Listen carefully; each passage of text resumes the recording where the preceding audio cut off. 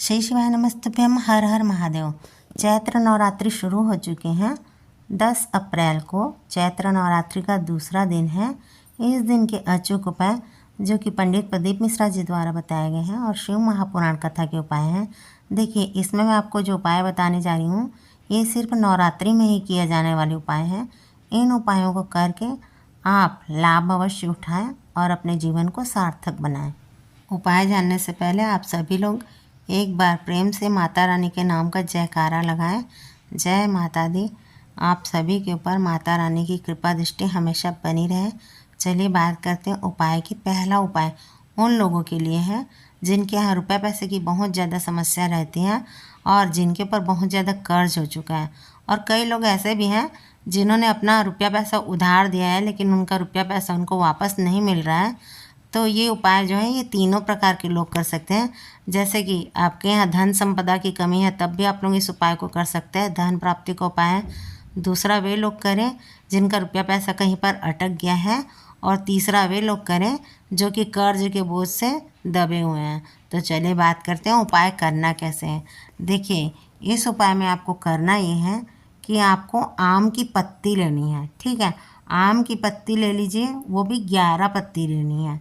ध्यान रखिएगा कि आम की जो पत्ती है वो कोमल होनी चाहिए और कटी फटी नहीं होनी चाहिए। ठीक है, लेकर आने के बाद अब इन आम की पत्तियों को आप लोग अच्छे से धो लीजिए। धोने के बाद सुखा लीजिए। सुखाने के बाद देखिए अब आपको आगे क्या करना है, आप लोग ध्यान से सुनिए। अब आपको कच्चा सूत लेना है और कच्चा सूत लेके आपको इन 11 आम की पत्तियों की जो डंडी है इनके ऊपर लपेट देना है। यानी आपको 11 आम की पत्तियों को इकट्ठा कर लेना है। करने के बाद इन्हें कच्चे सूत से लपेट देना है। 11 बार लपेटना है। ध्यान दीजिएगा, 11 बार लपेटना है। ठीक है, लपेट दिया। अब लपेटने के बाद आपको क्या करना है, अब आपको एक सामग्री और चाहिए और वो है शहद। जी हाँ दोस्तों, अब आपको शहद चाहिए। देखिए, अब आप इन सभी सामग्रियों को लेकर अपने घर के आसपास शिवालय शिव जी के मंदिर में पहुंच जाएं। जब आप लोग शिव जी के मंदिर में पहुंच जाएंगे उसके बाद अब आपको आगे क्या करना है वो आप लोग ध्यान से सुनिए।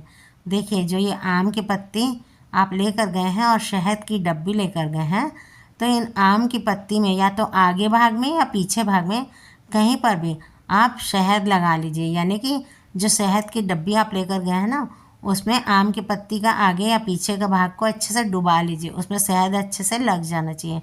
लगने के बाद अब आपको ये आम की पत्ती का जो बंडल है इसे शिव जी में, जहाँ पर माता अशोक सुंदरी का स्थान है जो कि शिव जी की सबसे छोटी पुत्र हैं, उनके स्थान पर आपको समर्पित कर देना है। और ध्यान दीजिएगा, आम की पत्ती में आपने जहाँ पर शहद लगाया है वो भाग आपको शिव जी की तरफ रखना है। ठीक है, इस प्रकार आपको आम की पत्ती शिव जी की अशोक सुंदरी के ऊपर चढ़ा देनी है। और चढ़ाने के बाद आपको हाथ जोड़कर प्रार्थना कर लेनी कि बाबा, हमारे घर में धन की कमी है उसे दूर कीजिए, या हमारे ऊपर कर्ज बहुत हो गया है उसे चुकाने में हमारी मदद कीजिए, या फिर हमारा रुपया पैसा यहाँ पर अटक गया है वापस दिलाने में हमारी मदद कीजिए। इस प्रकार आप लोग इस उपाय को कीजिए। करने के बाद लेकिन आप लोग एक चीज़ और ध्यान रखिएगा, एक चीज़ आपको अपने साथ और लेकर जानी है और वो है सफ़ेद रंग का छोटा सा कपड़ा, या तो सफ़ेद रुमाल भी लेकर जा सकते हैं। अब आपको क्या करना है, ध्यान से सुनिए। ये आम की पत्ती जिसमें आपने शहद लगा रखी है, तो उसी आम की पत्ती में जो शहद लगा हुआ है उसे आपको उस सफ़ेद कपड़े के ऊपर थोड़ा सा टच कर लेना है। और टच करने के बाद उस रुमाल को या उस कपड़े को फोल्ड करके अपनी जेब में रख लेना है। और आप जब भी अपने कर्ज की वसूली करने जाएंगे या कहीं कर्ज चुकाने जाएंगे या फिर किसी भी कार्य के लिए जाएंगे तो आपकी पॉकेट में हमेशा ये सफ़ेद वाला कपड़ा जो है, ये अशोक सुंदरी माता की शहद लगा हुआ कपड़ा है, इसे अपने साथ लेकर ही जाएंगे। ऐसा करने से गुरुजी कहते हैं कि आपके घर से धन की समस्या दूर हो जाएगी, कहीं पर अटका हुआ पैसा वापस मिल जाएगा और कर्ज भी बहुत जल्दी ही चुकता आ जाएगा। चलिए बात करते हैं दूसरे उपाय की। दूसरा उपाय उन लोगों के लिए है जिनका विवाह नहीं हो पा रहा है। तो नवरात्रि का दूसरा दिन है यानी कि द्वितीय तिथि है। इस दिन आप लोगों को एक उपाय अवश्य करना चाहिए। इस दिन आपको लेना है एक लाल रंग का फूल। उसके बाद एक चीज़ साथ में और लेनी है, वो है लाल चंदन। जी हाँ, अब इन दोनों सामग्री को लेकर आप शिव जी के मंदिर शिवालय में पहुंच जाएं। जब आप लोग शिव जी के मंदिर शिवालय में पहुंच जाएंगे उसके बाद आपको जो लाल चंदन का पाउडर लेकर गए हैं उसे घोल लें, और जो लाल फूल लेकर गए हैं तो उस लाल फूल को लाल चंदन में डुबाकर पूरा अच्छे से लगा लें। लगाने के बाद दोनों हाथों में इस लाल फूल को लेकर भगवान शिव जी से और माता अशोक सुंदरी से अपना नाम और गोत्र लेकर अपने विवाह की प्रार्थना करें, कामना करें। उसके बाद माता अशोक सुंदरी के ऊपर आपको इस फूल को चढ़ा देना है और अपने विवाह की प्रार्थना कर लेना है। इस उपाय को आप लोग कर लेंगे तो कुछ ही दिनों में आपके विवाह का योग बन जाएगा। लेकिन ध्यान रखें, फूल का जो मुंह है वो भगवान शिव की तरफ होना चाहिए, और डंडी का जो मुख है वो जलाधारी की तरफ, यानी कि पानी जहाँ से नीचे बहका जाता है उधर होना चाहिए। चलिए बात करते हैं तीसरे उपाय की। देखिए, तीसरा उपाय उनके लिए है जिनका व्यापार व्यवसाय बिल्कुल नहीं चल रहा है। जो लोग चाहते हैं कि हमारा व्यापार चलने लग जाए तो कल के दिन आप लोगों को एक छोटा सा उपाय ज़रूर करना चाहिए। देखिए, नवरात्रि माता रानी के दिन चल रहे हैं और इसमें आप एक छोटा सा उपाय ज़रूर कीजिए। इसके लिए आपको लेनी है एक बेलपत्री, जी हाँ, और साथ में गाय का शुद्ध देसी घी लेना है। ठीक है, अब आप लोग ये दोनों सामग्री लेकर चले जाएं शिव जी के मंदिर। बेलपत्री जो लेकर गए हैं ये कटी फटी नहीं रहनी चाहिए। अब आप लोग आगे क्या करेंगे, ध्यान से सुनिए। देखिए, बेलपत्री जो लेकर गए हैं इसकी बीच वाली पत्ती पर आपको गाय का देसी शुद्ध घी लगा देना है, और लगाकर इसे सबसे पहले माता अशोक सुंदरी के स्थान पर आपको चढ़ा देना है। चढ़ाने के बाद फिर से उस पत्ती को उठा लीजिए, और उठाने के बाद शिव जी के शिवलिंग के ऊपर इस घी लगी हुई बेलपत्री को चिपका दीजिए। चिपकाने के बाद आप क्या करेंगे, वहाँ पर आपको प्रार्थना करनी है भगवान से कि है भगवान हमारा व्यापार व्यवसाय अच्छा चलने लग जाए। इस उपाय को आप करेंगे तो आपका व्यापार बहुत अच्छा चलने लग जाएगा। चलिए बात करते हैं चौथा उपाय की। देखिए, यदि आपके घर में बहुत ज़्यादा बीमारियां हैं, आपको हमेशा मन में डर लगे रहता है, आपके घर में बहुत ज़्यादा नेगेटिविटी है और बीमारियां बनी रहती हैं, दवाइयाँ ख़त्म होने का नाम ही नहीं ले रही हैं, तो अभी देखिए चैत्र मास की नवरात्रि चल रही है और गुरुजी ने एक बहुत ही सुंदर उपाय बताया है।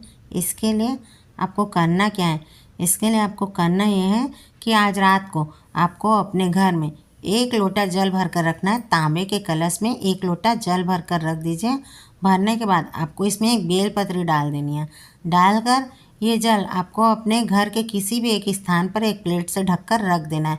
रात भर आपके घर में ये जल रखा रहेगा। दूसरे दिन यानी कि कल बुधवार के दिन आप लोग जब सुबह उठकर नहा धो लेंगे, उसके बाद आपको इस उपाय को करना है। नहाने के बाद आपको इस जल के लोटे को लेकर अपने पूरे घर का एक चक्कर लगा लेना है, यानी कि आपको अपने सीधे हाथ में इस कलश को लेकर अपने पूरे घर का एक चक्कर लगा लें, यानी घर के अंदर पूरा एक बार घूम जाएं। उसके बाद अपने घर से आप बाहर निकल जाएं। अब आपको जाना कहाँ पर है, आप लोग ध्यान से सुनिए। अब आप लोग अपने घर के आसपास कहीं पर भी जहाँ पर नीम का पेड़ होगा, आप लोगों के गांव में शहर में नीम का पेड़ तो होगा ही, वहाँ पर पहुँच जाएं। और पहुँच कर आपको करना क्या है, देखिए गुरुजी कहते हैं कि नवरात्रि के समय नीम की पेड़ के नीचे सभी शक्तियाँ विराजमान रहती हैं। तो इस उपाय को आप लोग करेंगे तो आपके घर से जितनी भी नकारात्मक ऊर्जाएं हैं, जितने भी आपके अंदर में रोग हैं, बीमारियां हैं, कष्ट हैं, वो सभी दूर हो जाएंगे। आपको इस जल को ले जाकर नीम के पेड़ के नीचे समर्पित कर देना है और वहाँ की गीली मिट्टी से तिलक लगा लेना है और प्रार्थना करके आ जाना है। नवरात्रि के दिन में किया जाने वाला ये बहुत ही अचूक उपाय है। इस उपाय को करके देखिए, आपको आपकी सभी दुख तकलीफ और परेशानियों से मुक्ति मिलेगी। चलिए बात करते हैं पांचवें उपाय की। पांचवा उपाय उन लोगों के लिए है जिनके घर में लड़ाई झगड़े दंगे फसाद बहुत ज़्यादा होते हैं। चाहे पति पत्नी के बीच बोल दीजिए तो लड़ाई झगड़े होते रहते हैं, चाहे माता पिता और बच्चों के लड़ाई झगड़े होते रहते हैं, यानी कुल मिलाकर किसी न किसी के साथ लड़ाई झगड़ा होते ही रहते हैं। तो कल के दिन आप लोगों को एक अचूक उपाय ज़रूर करना चाहिए। इसके लिए करना क्या है, इसके लिए आपको करना ये है, आपको एक नारियल ले लेना है। नारियल पानी वाला होना चाहिए और आपको एक मौली धागा लेना है। अब आपको आगे क्या करना है सुनिए। इस नारियल में आपको मौली धागा कम से कम 11 बार लपेट देना है और उसके बाद इस नारियल को अपने सीधे हाथ में लेकर अपना नाम और गोत्र बोलकर अपने पूरे घर का एक चक्कर लगा लेना है। लगाने के बाद आपको पहुंच जाना है शिव जी के मंदिर शिवालय।